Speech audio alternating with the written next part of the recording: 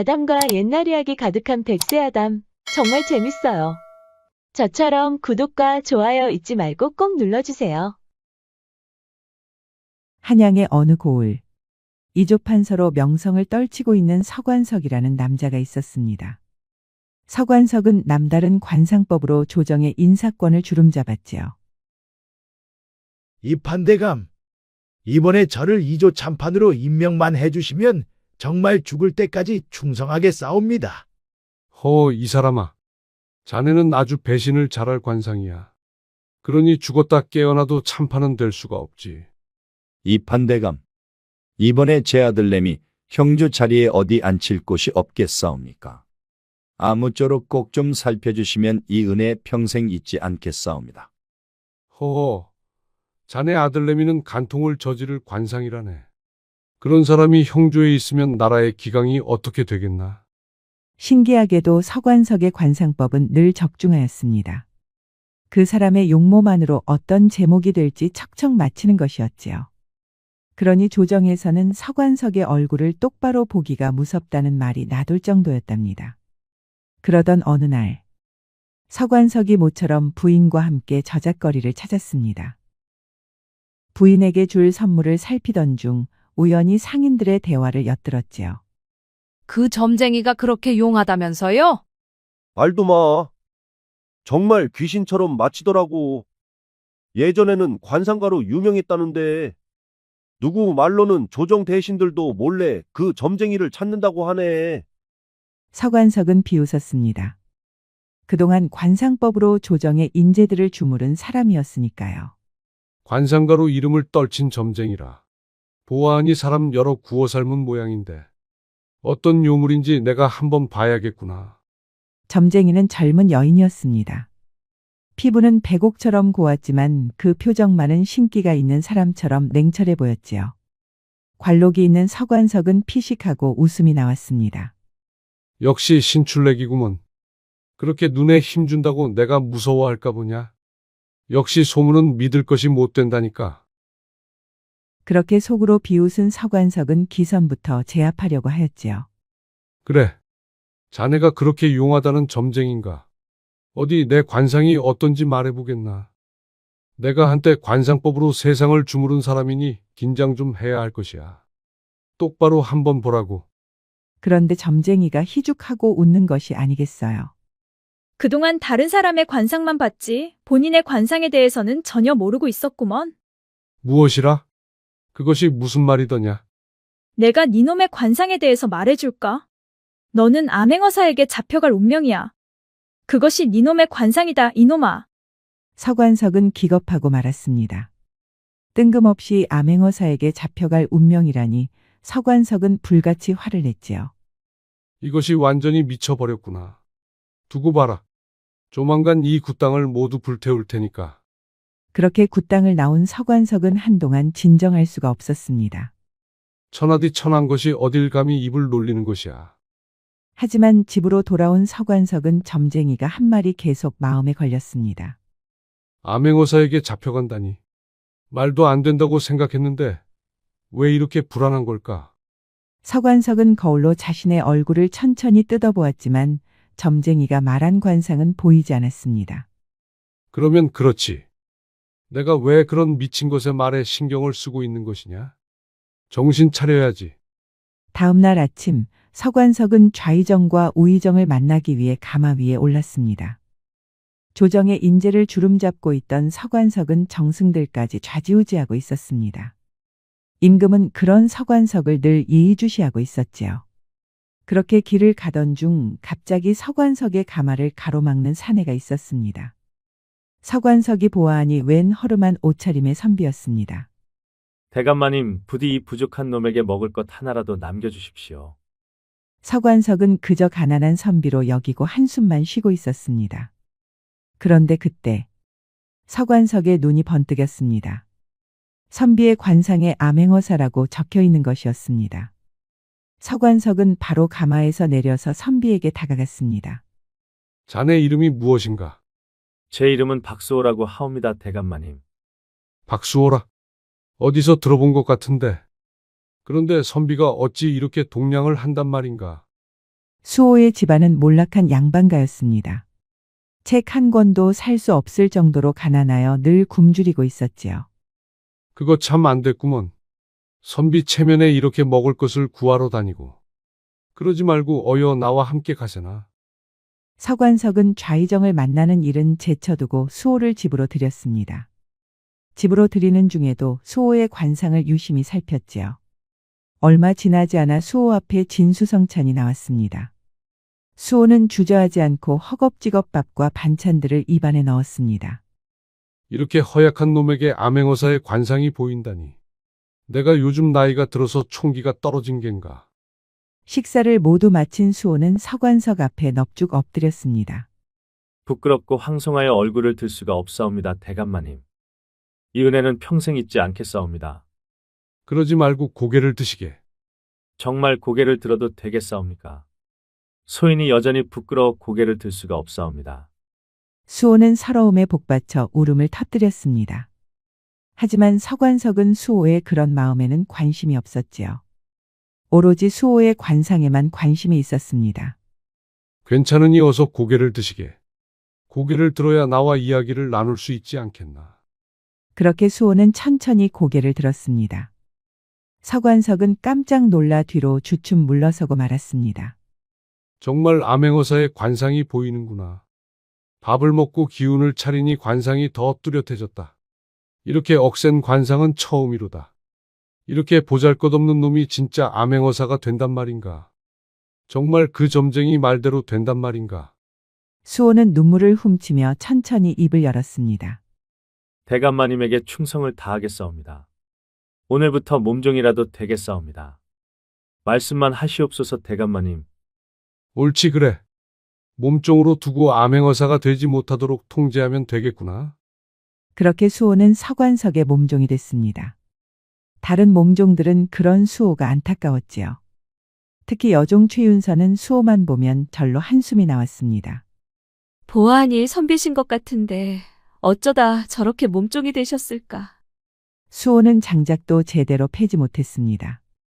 옆에서 지켜보던 머슴들이 안타까워 만류도 해보았지만 수호는 어떻게든 서관석에게 은혜를 갚을 마음뿐이었지요. 그러다 그만 도끼를 떨어뜨려 발등만 다치고 말았습니다. 가슴 졸이며 지켜보던 윤서는 얼른 얼음을 담은 천을 가져왔습니다. 아이고 선비님, 이제 제발 그만하십시오. 수호는 그날 밤까지 윤서의 냉찜질을 받고 있었습니다. 이제 그만하도록 해라, 윤서야. 안 그래도 장작도 제대로 못 패는 한심한 놈인데 이렇게 쉬고 있으면 안 된단다. 진짜 못나게 왜 이러세요, 선비님. 머슴살이라고는 해보지도 못한 분이 그렇게 무작정 한다고 되겠어요.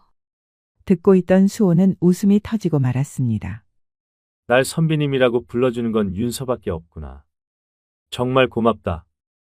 윤서는 눈물이 나오고 말았습니다. 비록 양반과 사람들을 이해할 수는 없었지만 이렇게 몸종이 돼서 고생하는 수호가 안타까운 것이었지요. 윤서는 다음 날부터 남은 백숙을 수호에게 나눠주었습니다. 서관석에게 은혜를 갚는다고 밥도 제때 못 먹고 있던 수호였지요. 선비님, 이거라도 드시고 하셔요. 정말 고맙구나, 윤서야.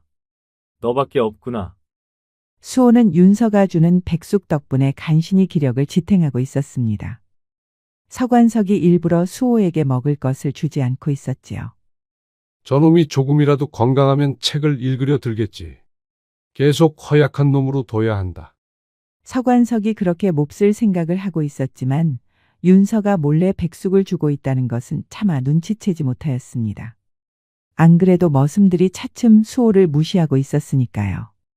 오히려 윤서만이 수호를 가엾게 여겨 남은 백숙과 반찬들을 몰래 나눠준 것이었습니다. 그러던 어느 날 서관석이 조용히 수호를 불렀습니다. 수호가 온 지도 벌써 1년이 지났구나. 벌써 그렇게 됐사옵니까? 이게 다 대감마님 은혜 덕분이옵니다. 그동안 고생 많았다. 그런데 고생한 것 치고는 살이 좀 붙은 것 같구나. 수호는 민망하여 머리를 극적였습니다. 서관석은 그때까지도 윤서가 몰래 백숙과 반찬들을 나눠줬다는 것을 모르고 있었지요. 그런데 어인일로 부르셨사옵니까, 대감마님?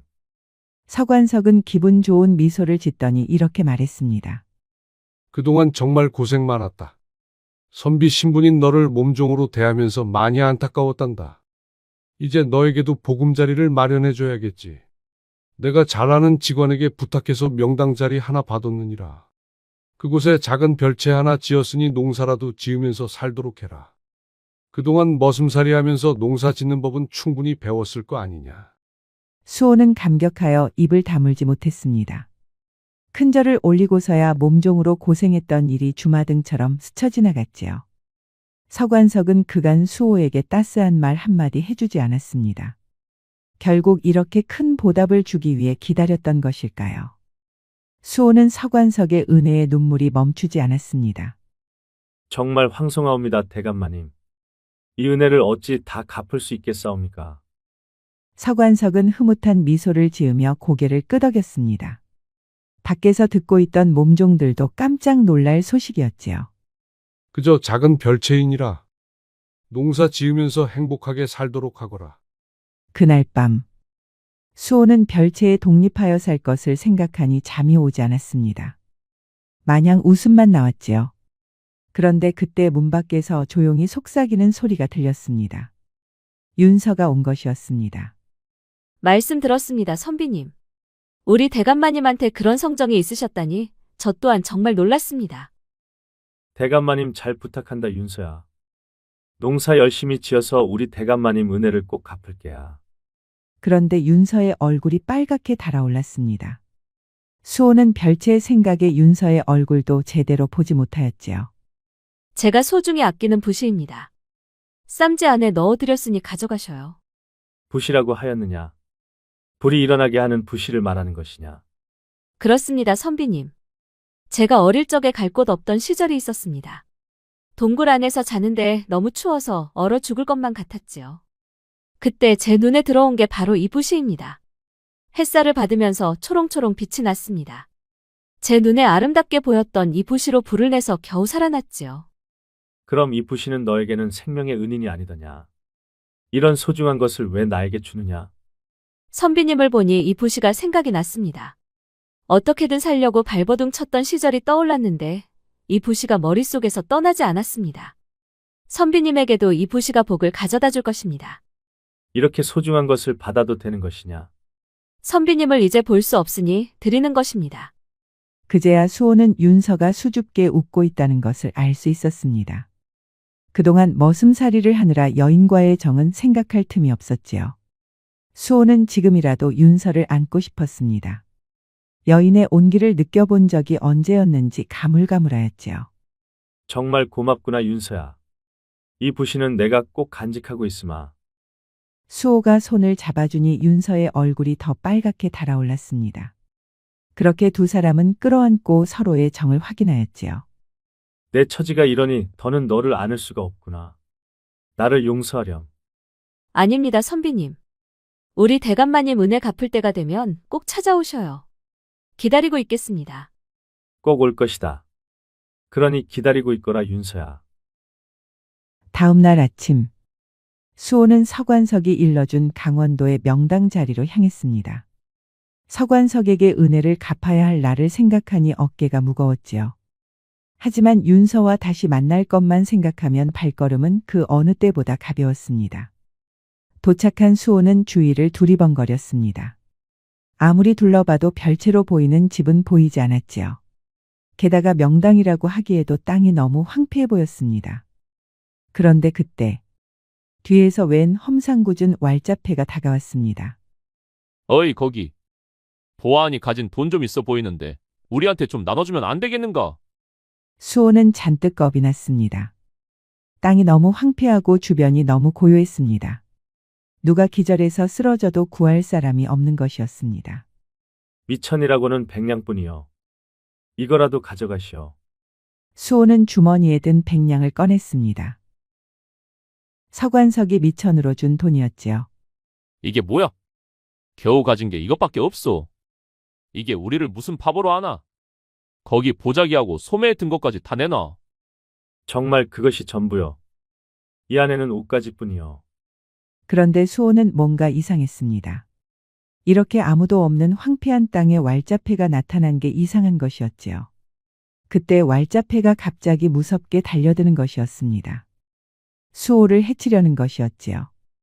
수호는 영문도 모른 채 무작정 뛰기 시작했습니다. 황폐한 땅에서 살려달라고 소리를 질러봤자 소용이 없었습니다. 그렇게 수호 앞에는 절벽이 기다리고 있었습니다. 대체 왜들 이러시오? 남은 미천을 가져갔으면 되는 거 아니에요. 그러자 왈자패가 음흉하게 웃는 것이었습니다. 세상에 이런 횡재가 다 있나? 어느 양반이 네 놈을 해치면 큰돈을 준다지 뭐냐? 무엇이라? 어떤 놈이 날 해치라고 했다는 것이냐? 곧 황천기를 갈 놈이 뭘 그리 알려고 그러냐? 그냥 이 화살을 받고 조용히 하직하거라. 죽더라도 연유는 알아야 할 거 아니냐? 그러자 왈자패가 잠시 고민하더니 이렇게 말하는 것이었습니다. 하긴 그러네. 죽긴 죽더라도 왜 죽는지는 알아야겠지. 이판 대감께서 시킨 것이니라. 네 놈이 암행어사가 돼서 이판 대감을 잡아갈 관상이라나. 아무튼 우리는 돈 받고 시키는 대로 하는 거니까 너무 불편 말거라. 이판 대감이라면 서관석 대감을 말하는 것이냐? 수호는 충격에 빠져 말을 잇지 못했습니다. 그리고 왈자패의 화살이 날아왔습니다. 화살은 수호의 가슴에 박혔고 그대로 절벽 밑으로 떨어지고 말았지요. 암행어사가 될 관상이니까 죽여야 한다니. 별 해괴한 소리를 다 듣겠네. 그래도 이렇게 두둑하게 돈을 챙겨줬으니 무슨 상관이겠어. 왈자패는 음흉하게 웃으며 돌아갔습니다. 강물 위로 떨어진 수호는 미천을 주고 포근하게 웃어주던 서관석의 얼굴을 잊을 수가 없었습니다. 폭포 밑으로 떨어질 때까지 왈자패의 말을 도저히 믿을 수가 없었지요. 대감마님이 날 죽이려고 했다니. 믿을 수가 없어. 그렇게 깨어난 수호는 주위를 두리번거렸습니다. 분명히 절벽 밑으로 떨어졌는데 지금은 안락한 초가집의 방이었습니다. 깨어났는가? 웬 사내가 방으로 들어왔습니다. 나이는 들었지만 몸이 꽤 듬직하고 눈에도 총기가 보였지요. 강물 앞에 쓰러져 있는 자네를 데리고 온 것일세. 무슨 사연이 있는지 모르겠지만 자네 가슴에 화살이 박혀 있더군. 부시를 품고 있어서 이렇게 살아난 게야. 사내가 쌈지를 건네주었습니다. 윤서가 준 부시가 쌈지 안에 그대로 있었지요. 수호는 감격하여 쌈지를 안고 눈물을 흘렸습니다. 지금 이 순간에 가장 그리운 것이 바로 윤서의 품이었습니다. 나는 조말석이라고 하네. 이 거울 저작거리에서 칼장사를 하고 있지. 기운 차렸으면 어여 나오게. 자네 보름씩이나 누워 있었네. 수호는 조말석이 주는 국밥을 금세 비웠습니다. 배가 고파서 앞이 흐릿할 정도였지요. 대체 무슨 사연이 있길래 화살까지 맞은 겐가? 저도 믿기기 힘들지만 제가 모시던 대감마님이 절 죽이라고 시켰답니다. 대감마님이라면 누구를 말하는 겐가? 서관석 이판 대감입니다. 그러자 말석이 깜짝 놀라는 것이었습니다. 지금 서관석이라고 했는가? 머리를 숙이고 국밥만 먹던 수호가 천천히 고개를 들었습니다. 그러자 말석이 또 한 번 크게 놀라는 것이었습니다. 이렇게 억센 관상은 처음이로다. 밥을 먹고 기운을 차리니 관상이 뚜렷해졌구나. 나의 관상법이 완전하지는 않지만 이 사내의 운명은 심상치가 않아. 제가 암행어사가 돼서 잡아갈 관상이었다고 합니다. 그 말을 믿으십니까? 말석은 절로 기침이 나왔습니다. 수호의 관상에 억눌려서 기가 다 빠져나갈 정도였지요. 자네 이름이 무엇인가? 박수호라고 합니다. 말석은 흥분하여 얼굴이 뜨겁게 달아올랐습니다. 대체 말석의 정체는 무엇일까요? 역시 그랬군. 자네 아버지에 대해서 얼마나 아는가? 관직에 계셨으나 얼마 안 있어서 물러났습니다. 그래서 저희 집안은 몰락한 양반가가 되었죠. 자네 아버지가 왜 물러났는지는 아는가? 그게 무슨 말씀입니까? 저의 아버지를 아십니까? 자네 아버지는 사원부에 있었다네. 그때 서관석은 이조에서 한참 인사권을 주무르고 있었지. 나중에 알았지만 서관석이 자네 아버지의 출세를 막았다고 들었네. 그게 무슨 말씀입니까? 더 자세히 말씀해 주시지요. 자네 아버지가 대사원이 될 관상이었다네. 대사원이 되면 모든 벼슬을 감찰할 권한을 갖게 되지. 이조 판사가 될 서관석에게는 자네 아버지가 위험한 인물이었던 게야. 그래서 서관석이 우리 아버지를 일부러 퇴출시켰다는 말씀입니까? 어르신은 그런 사실을 어찌 아시는 겁니까? 나 역시 사원부에 있었다네. 자네 아버지의 오랜 벗이었지. 그때는 무슨 연유였는지 몰랐는데 시간이 지나서야 알게 되었다네. 서관석의 관상법 때문에 여러 사람들이 죽어났다는 것을 뒤늦게 알게 되었지. 난 죄책감이 들어서 이렇게 칼장수가 되었다네. 말석은 분노에 치가 떨려 주먹을 불끈 쥐었습니다. 이게 무슨 운명의 장난이란 말인가. 이제는 돌이킬 수 없다고 생각했는데 자네가 이렇게 내 앞에 나타날 줄이야. 수호 역시 분노에 치가 떨렸습니다. 서관석이 집에 들여서 몸종을 시킨 이유가 다 관상 때문이었습니다. 윤서가 몰래 밥과 반찬을 주지 않았다면 몸이 여전히 허약하여 이렇게 살아있을 수 없었지요. 수호는 윤서 생각에 울컥하고 말았습니다. 그런데 그 부시는 어찌 된 겐가? 그 부시가 자네를 살린 게 아닌가? 그런데 수호는 대답하지 않고 바로 말석에게 큰 절을 올렸습니다. 어르신, 저를 받아주십시오. 칼장사든 뭐든 시키는 대로 하겠습니다. 대신에 제가 책을 읽을 수 있도록 해주십시오. 말석은 수호 아버지 생각에 금세 눈가가 촉촉해졌습니다. 이렇게 친구에게 진 빚을 갚을 수가 있다니. 말석은 주저하지 않고 수호의 손을 잡아주었습니다. 내가 원하던 바야. 자네 아버지에게 진 빚을 이제야 갚을 수 있게 해주니 나야말로 정말 고맙네. 그렇게 수호는 말석의 든든한 지원 덕분에 열심히 책을 읽을 수 있었습니다. 그동안 서관석은 뭘 하고 있었을까요? 기별을 받은 서관석은 안도의 한숨을 쉬었습니다. 수호가 화살을 맞아 절벽 밑으로 떨어졌다고 하니 웃음이 그치지 않는 것이었습니다. 모처럼 기분이 좋아져서 부인을 끌어안기까지 하였지요. 이제 그 점괘는 끝이로다. 그 천한 것이 뭐라고 떠드는지 한번 보러 가야겠구나. 서관석은 흥분된 마음으로 다시 점쟁이를 찾아갔습니다. 점쟁이는 여전히 차가운 얼굴로 굿당을 지키고 있었지요. 전에 암행어사가 날 잡으러 온다고 하였느냐? 어디 다시 한번 내 관상을 보거라. 아직도 내가 암행어사에게 잡혀갈 관상으로 보이느냐? 그러자 점쟁이가 고개를 갸웃하더니 이렇게 말하는 것이었습니다. 또 말해주랴? 그렇게 소원이라면 다시 말해주마. 너는 암행어사에게 잡혀가서 망할 운명이야. 그것이 니놈의 관상이다, 이놈아. 서관석은 펄쩍 뛰었습니다. 그것이 무슨 말이냐? 수호 그 녀석이 화살을 맞고 비명행사했단 말이다. 다시 한번 잘 보거라. 점쟁이는 기가 막혔습니다.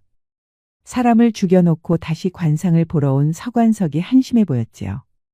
점쟁이는 절로 혀를 끌끌 찼습니다. 니놈의 관상은 그대로야. 암행어사에게 잡혀갈 각오나 단단히 하고 있거라. 당황한 서관석은 다시 왈자패의 우두머리에게 연통을 넣었습니다. 왈패도 당황하긴 마찬가지였지요. 분명히 그놈이 화살을 맞고 떨어졌는데 아직도 살아있다는 게 말이 되나? 왈자패는 절벽 밑으로 내려가서 쥐잡듯이 수호를 찾았습니다. 하지만 수호의 시신마저 찾지 못한 것이었지요. 그렇게 세월이 흘러 10년시가 다가왔습니다. 많은 선비들이 성균관으로 모여들고 있었지요. 모두 조정으로 들어갈 부푼 꿈을 안고 힘차게 걸어가고 있었습니다. 하지만 노심초사하며 식은땀을 흘리는 사람이 있었습니다. 바로 서관석이었지요. 서관석은 몰래 왈자패의 우두머리를 데리고 성균관으로 왔습니다. 점쟁이의 관상법은 그대로였고 수호의 행방도 도저히 찾을 수가 없었지요. 이놈을 반드시 잡아야 한다. 이놈을 잡기 전에는 도무지 안심할 수가 없다. 너무 염려하지 마십시오, 대감마님. 제가 그놈 얼굴을 알고 있지 않습니까? 절대로 그놈은 오늘 시험을 볼 수가 없을 겁니다. 하지만 다들 선비 차림을 하고 있어서 쉽게 수호를 알아볼 수가 없었습니다. 왈패도 남루한 옷차림의 수호만 기억하고 있었지요. 어서 오너라, 이놈아. 빨리 니놈을 잡아야 이런 호모맹랑한 짓도 그만둘 거 아니냐? 관상은 무슨 얼어 죽을 관상. 점쟁이 말만 믿고 이게 다 무슨 짓이란 말이야. 왈패는 절로 한숨이 나왔습니다. 성균관을 나가는 선비들을 모두 찾아봤지만 수호는 보이지 않았습니다. 하지만 서관석은 마음이 놓이지 않았지요. 너 이놈, 수호 얼굴을 못 알아본 게 아니냐? 아니옵니다, 대감마님. 분명히 수호는 없었사옵니다. 아무리 생각해도 수호 그놈은 시험을 보러 올 것 같지 않사옵니다. 어찌 그리 생각하느냐? 암행어사가 될 팔자라서 죽인다고 겁박을 했으니 아마 무서워서 글 공부도 포기했을 것이옵니다. 지금쯤 아마 얼굴 반반한 처자와 함께 어디 깊은 산골에 들어가서 살고 있을 것이오니 너무 염려하지 마시옵소서 대감마님. 방금 무엇이라고 하였느냐? 그럼 니놈이 수호 그놈에게 암행어사가 될 팔자라고 말해줬단 말이냐? 이런 처죽일 놈. 서관석은 과거에 급제한 사람들을 수소문하였지만 수호를 찾을 수 없었습니다. 그런데도 서관석은 불안에 떨었습니다. 1년도 지나지 않아 임금이 특별 과거를 시행한 것이었지요. 그 이유에 대해서는 어느 누구도 알 수가 없었습니다. 그러니 서관석은 더 불안했습니다. 이번에야말로 수호를 꼭 찾아내야 할 것이야. 왈자패의 우두머리는 수호를 봤다는 죄로 또다시 서관석에게 불려왔습니다. 서관석은 이 판의 몸이기 때문에 직접 선비들의 얼굴을 일일이 감시할 수가 없었지요. 아이고 내 팔자야. 차라리 내가 암행어사가 될 팔자였으면 좋겠네. 수호 그놈이 아니라 내가 저놈 주리를 확 틀어버리고 싶네. 그런데 그때 왈패의 눈이 휘둥그레졌습니다. 시험을 보기 위해 앉아있는 남자. 선비 옷차림이지만 왈패는 바로 알아챘습니다. 유난히 거친 피부와 치아까지. 바로 수호였습니다. 대감마님. 수호 이놈을 찾았사옵니다. 서관석은 얼른 수호 앞에 섰습니다. 특별 과거를 치르기 전이었지만 기회만 되면 바로 수호를 끌어낼 작정이었지요. 임금에게는 죄인이라고 둘러대면 되는 일이었습니다. 서관석에게는 그런 섰을 펄언 권력이 여전히 살아있었지요. 수호 너 이놈. 수호가 고개를 들었습니다. 울분에 찬 얼굴. 서관석은 이마에 식은땀이 흘렀습니다. 지금 이 수호를 쳐내지 않으면 반드시 복수할 기세였습니다. 그런데 이게 무슨 일인지. 서관석은 귓가에 들리는 명확한 소리에도 믿기지 않았습니다. 암행어사 출두요. 암행어사 출두요. 서관석은 경악한 얼굴로 고개를 돌렸습니다. 거짓말처럼 암행어사가 등장한 것이었습니다. 이게 대체 무슨 일이냐? 그럼 이놈이 아니었단 말이냐? 서대감은 숨을 멈추고 암행어사의 얼굴을 똑바로 바라보았습니다. 그는 바로 수호를 구해준 조말석이었습니다. 이게 대체 어찌 된 일일까요? 말석은 수호의 사연을 듣고 바로 임금에게 연통을 넣었습니다. 임금은 안 그래도 서관석이 매관매직을 하고 있다는 보고를 받고 분노하고 있었답니다. 이런 처죽일 놈을 보았는가? 아버지도 부족하여 아들까지 죽이려고 들다니. 수호라는 사내는 지금 어떻게 하고 있는가? 이제는 모든 책을 섭렵하여 과거 급제에는 문제가 없사옵니다, 전하. 다만 이판 대감을 잡으려면 확실한 증거가 있어야 할 것이옵니다. 그래야겠지. 그럼 어찌하면 좋겠는가? 지금 당장은 이판 대감을 잡을 명분도 없고 증자도 없사옵니다. 확실히 하려면 현장에서 잡아야 하옵니다. 방금 현장이라고 하였는가? 그렇사옵니다, 전하. 식년시가 되면 이판 대감이 성균관으로 와서 직접 수호를 찾을 것이옵니다. 혼자서 찾는 것은 무리일 터이니 사주를 받은 왈자패도 분명히 같이 올 것이옵니다. 그럼 수호를 미끼로 쓰자는 말이구려. 그렇사옵니다, 전하. 왈자패가 수호를 찾는 즉시 이판 대감도 뒤따라올 것이옵니다. 그때 현장에서 잡으면 될 것이옵니다. 일단 식년시에 이판 대감이 나타나는지 지켜본 이후에 특별 과거를 시행하시면 될 것이옵니다, 전하. 좋은 생각이요. 사헌부에서 작년까지 지냈다고 들었소. 그렇사옵니다, 전하. 임금은 안타까워 한숨이 나왔습니다. 수호뿐만 아니라 조말석 대감에게도 진 빚이 크구려. 이판 대감의 관상법을 막지 못한 것이 이토록 큰 화를 부를 줄은 몰랐소. 댁에 가서 기다리고 계시오. 때가 되면 연통을 넣겠소. 조말석은 평소처럼 칼장사를 하고 있었습니다. 그리고 궐에서 은밀히 기별이 왔습니다. 조말석은 사헌부 장령으로서 암행어사로 임명될 자격이 충분하네. 이제부터 자네가 해야 할 일을 그대로 이행하게. 조말석은 울컥하고 말았습니다. 억울하게 사헌부에서 물러나고 몰락한 친구. 그리고 그의 아들 수호에게 진 빚을 갚을 수가 있었지요. 비록 늦은 나이였지만 암행어사로 임명됐다니 그 또한 믿을 수 없을 정도로 감격스러운 것이었습니다. 그렇게 서관석은 암행어사 조말석에게 붙잡혔습니다. 현장에서 잡힌 왈자패의 우두머리도 꼼짝없이 끌려갔지요. 옥에 갇힌 서관석은 통 안에 눈물을 흘렸습니다. 암행어사의 관상만 믿었던 자신이 너무나 부끄러운 것이었습니다. 조말석에게 암행어사의 관상은 없었지만 서관석의 악행이 운명처럼 이끌었던 것이지요. 임금의 특별 과거는 바로 수호를 위한 것이었습니다. 수호는 그렇게 과거에 급제하였지요. 그동안 정말 고생 많았네. 이제야 자네 부친에게 진 빚을 갚을 수 있게 되었군. 아니옵니다, 전하. 소인이야말로 전하와 조말석 어르신께 큰 빚을 졌사옵니다. 이제 자네에게 진 빚을 갚을 차례가 된 것 같네. 원하는 것이 있다면 속 시원히 말해보시게. 뭐든지 들어주겠네. 원하는 명당이 있다면 당장 유능한 직관을 붙여주겠네. 아니면 큰 집이라도 지어주면 좋겠는가? 임금은 흥분하여 웃음이 나왔습니다. 관상법으로 조정을 주물렀던 서관석을 잡은 것만으로도 통쾌한 것이었지요. 전하, 저는 다만 딱 한 사람을 원할 뿐이옵니다. 누구를 말하는 겐가? 이판 대감 집에 식솔로 있는 최윤서입니다. 지금 관청에 있다고 들었사옵니다. 식솔이라면 여종을 말하는 겐가? 그 노비를 하사받고 싶은 겐가? 그렇사옵니다, 전하. 저에게는 윤서 한 명이면 좋카옵니다, 전하. 임금은 의아했습니다. 지금까지 공신들은 명당이나 큰 집을 원했으니까요. 대체 그 윤서라는 처자가 공에게 무슨 사람이길래 그러는가? 소인이 이판 대감에서 몸종으로 있을 때 유일하게 저를 선비님이라고 불러준 처자이옵니다. 그리고 생명의 은인이라고 할 수 있는 소중한 부시까지 주었사옵니다, 전하. 임금은 사연을 듣고는 감격하여 눈물이 맺혔습니다. 이제 보니 공의 가장 큰 은인은 그 윤서라는 처자이구려. 잘 알겠네. 윤서를 곧장 공에게 하사하도록 하겠네. 윤서는 영문도 모른 채 관청에서 나와 수호의 집으로 향했습니다. 윤서는 공신에게 하사된다는 말을 듣고 겁부터 났지요. 제발 성질 더러운 양반이 아니길 빌고 또 빌었습니다. 그런데 눈앞에 수호가 나타난 것이었습니다. 윤서는 수호를 눈앞에 보고도 믿기지가 않았습니다. 선비님? 정말 선비님이에요? 그렇단다, 윤서야. 마음고생 많았지. 윤서는 눈물을 흘리며 수호의 품에 안겼습니다. 수호는 눈물을 흘리며 품 안에서 부시를 꺼냈습니다. 그리고 화살에 뚫린 쌈지도 보여주었지요. 그렇게 눈물에 상봉을 하고 있는데 궐에서 기별이 왔습니다.